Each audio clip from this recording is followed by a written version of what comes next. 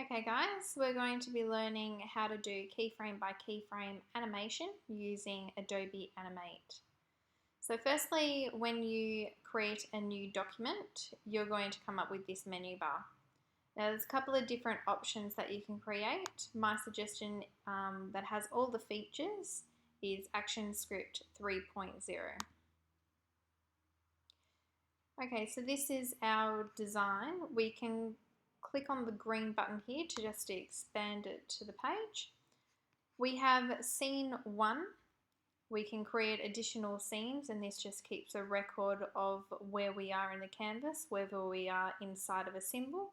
At the moment we're just in scene 1, and that's all we're going to deal with for now. Over the right hand side, this is where we can see all our different scenes as well if we were going to insert new scenes. At the bottom here is our timeline. We can create new layers by clicking on the new layer icon, and we can also delete a layer by deleting it. Over here we have the eye tool, which hides the layer, locks the layer, or just shows the outline. So you just click on these individual symbols. And what we see here is a keyframe. This one is a blank keyframe. As you can see, it is hollow. There is nothing inside of it, meaning that there's nothing on our canvas. On the right hand side, we have our toolbar. If you click and hold down on the little triangles on the icon, it means that there are more options available. So you just click and hold and there's more options. So click, hold, more options available. What we have here is properties and your library. So if you click on properties, depending on the tool that you have selected, means that I have different properties that I can adjust for that particular tool. And also in the library, if we have any audio such as an MP3, any graphics, any movies, then they can be saved here.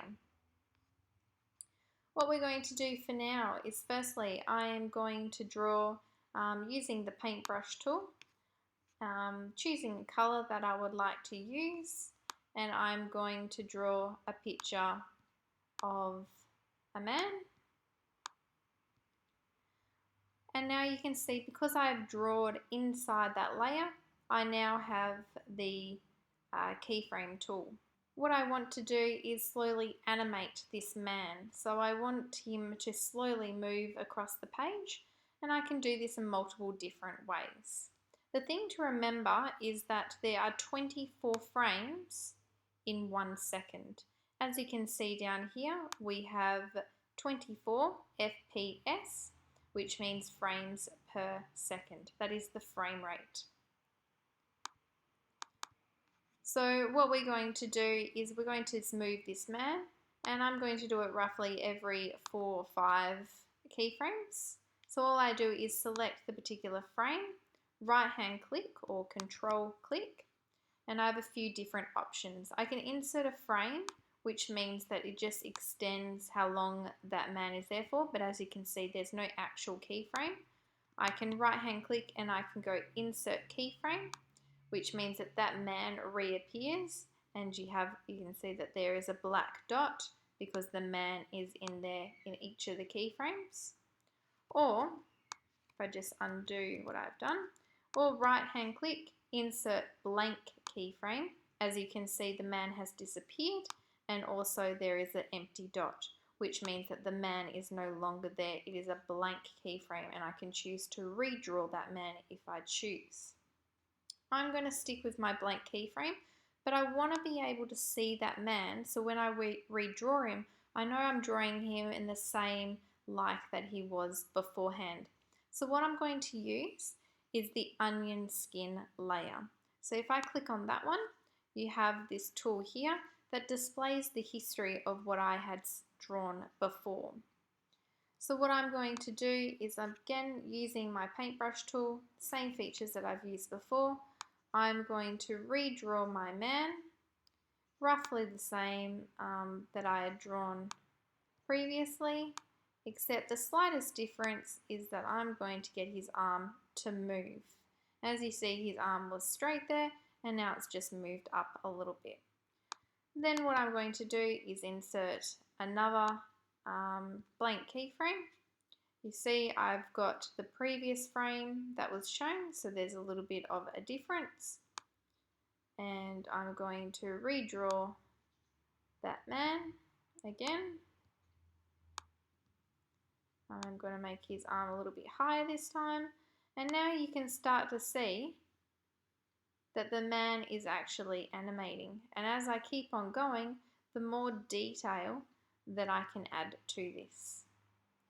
If I hit Command Return on the keyboard, and it will continue to loop. So I've got my animation. So if I keep on going keyframe by keyframe, this will continue to move for my animation. And I can get him to move, I can make color, and then as I go, I can also start naming my layers and adding different characters to my animation as well. So I can start adding more and more features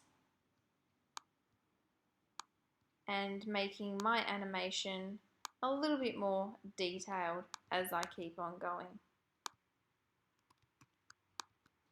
Adding a blank keyframe. Again, I've got the onion skin layer there, so I can trace over and I'll be able to see all the different things that I'm doing.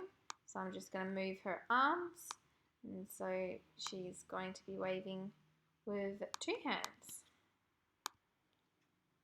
Again, I'm seeing the previous frame because I've got the onion skin layer selected. I'm going to start moving the hands a little bit higher again.